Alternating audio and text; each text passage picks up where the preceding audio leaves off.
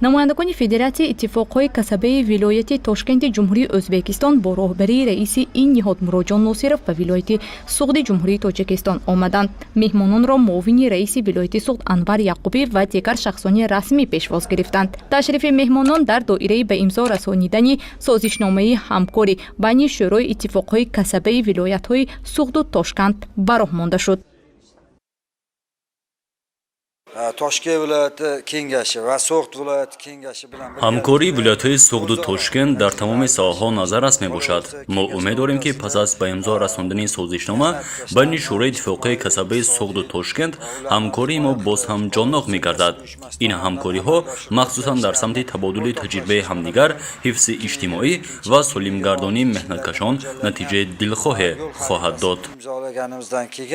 Дар вилояти Суғди Ҷумҳурии Тоҷикистон маросими ба имзо расидани созишномаи ҳамкорӣ байни шӯроҳои иттифоқҳои касабаи вилояти Суғди Ҷумҳурии Тоҷикистон ва вилояти Тошкенти Ҷумҳурии Ӯзбекистон доир гардид. Иттилоъ дода шуд, ки оғози ҳамкориҳои дуҷониба ҳанӯз соли 2019 бароҳ монда шуда буд, аммо бинобар сабаби пандемияи COVID-19 бастани созишнома мавқуф гузошта шуд.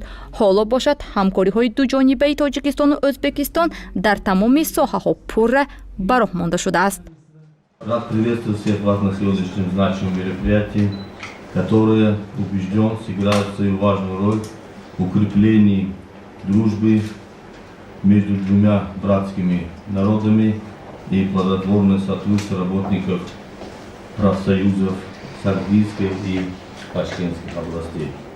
Встречи на высшем уровне и личная дружба между президентами наших стран, лидеры нации, уважаемый Мули Рахмонов, и президентом Республики Узбекистан, уважаемым Шавкат Миромовичем Мирзияевым, подписание целого ряда важных межгосударственных и межправительственных документов о многогранном сотрудничестве в различных областях жизни явилось основой и началом принципиально новой эпохи взаимоотношений двух братских народов и стран.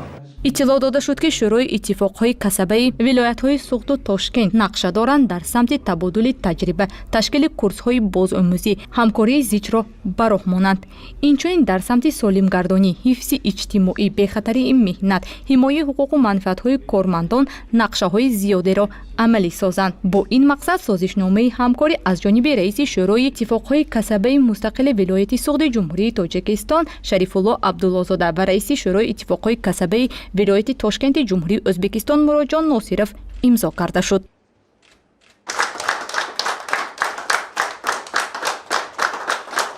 созишномаи мазкур 5 солро фаро гирифта то соли 2026 амалӣ карда мешавад. дар он нақшаву чорабиниҳои гуногун, ки фарогири наздик 15 банд мебошад, пурра ва мушаххас оварда шудааст. яке аз ин нақшаҳо ин ҳамкорӣ дар самти солимгардонӣ маҳсуб меёбад. дар назар аст, ки тибқи ин банди созишнома минбаъд аъзоёни иттифоқҳо метавонанд дар доираи ҳамкорӣ барои истироҳату табобат ба осоишгоҳҳои солимгардонии вилояти Тошкент фиристонида шаванд.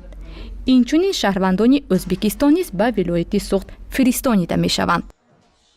дар назар аст, ки минбаъд дар самти солимгардонӣ кормандон ва ҳам солимгардонии фарзандон, яъне ҷавонону наврасону кӯдакон ва беҳтар кардани шароит ва фаъолияти осоишгоҳҳо, табобатгоҳҳо ва лагерҳои тобистонии наврасону кӯдакон корҳо хубтар бароҳ монда шавад. Федератсияи иттифоқҳои касабаи мустақили Тоҷикистон дар вилояти Суғд 13 кумитаи соҳавӣ ва 2844 ташкилотҳои ибтидоиро муттаҳид сохтааст. ташкилотҳои ибтидоӣ бошанд дар навбати худ 237884 аъзоро фаро мегиранд. гузориши Уғлои Раҷабову Субҳон Одилҷонов барои барномаи иттилоотии имрӯз.